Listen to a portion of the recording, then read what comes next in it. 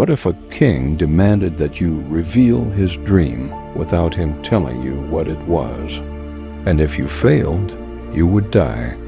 In ancient Babylon, one restless night would place an entire group of wise men under a death sentence.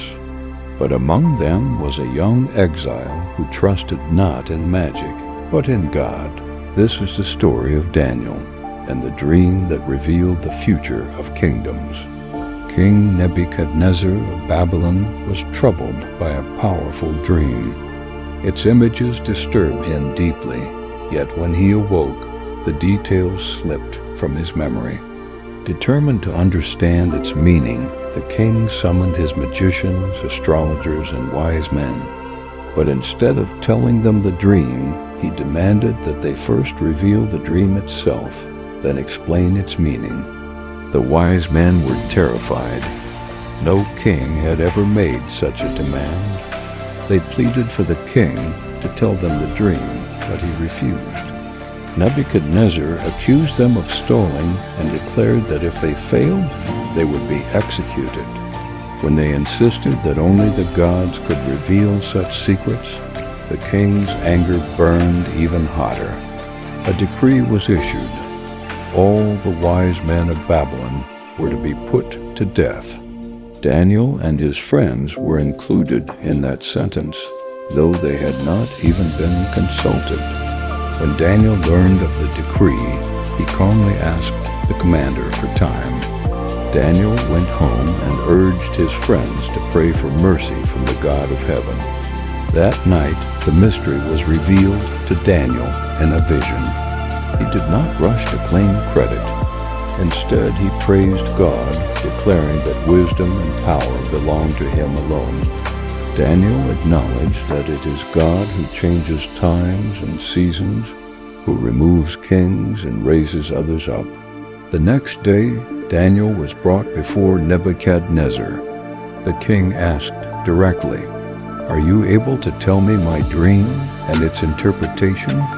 Daniel answered with humility, explaining that no human wisdom could uncover the mystery. "But there is a God in heaven," Daniel said, "who reveals secrets." Daniel then described the king's forgotten dream. The king had seen a great statue, dazzling and enormous, standing before him. Its head was made of pure gold, shining brightly. Its chest and arms were silver, its belly and thighs bronze. Its legs were iron, and its feet were partly iron and partly clay. Then a stone, cut without human hands, struck the statue at its feet. The entire statue shattered, iron, clay, bronze, silver, and gold, broken into pieces like chaff in the wind. The stone then grew into a great mountain that filled the whole earth. Nebuchadnezzar listened in stunned silence. Daniel had spoken the dream exactly. Daniel then explained its meaning. The head of gold represented Nebuchadnezzar and his powerful Babylonian kingdom. After Babylon would come another kingdom, inferior but strong. Then a third kingdom of bronze would rule over the earth. A fourth kingdom, strong as iron, would crush and break all others. Yet its divided feet of iron and clay showed internal weakness.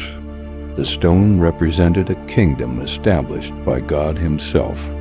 Unlike earthly kingdoms, this one would never be destroyed. It would crush all others and stand forever. Overwhelmed, King Nebuchadnezzar fell before Daniel. He acknowledged that Daniel's God is the Lord of kings and revealer of mysteries.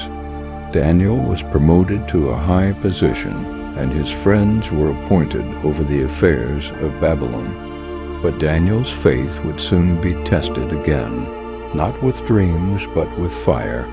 In the next story, we'll witness 3 men who refused to bow, even when the flames were waiting.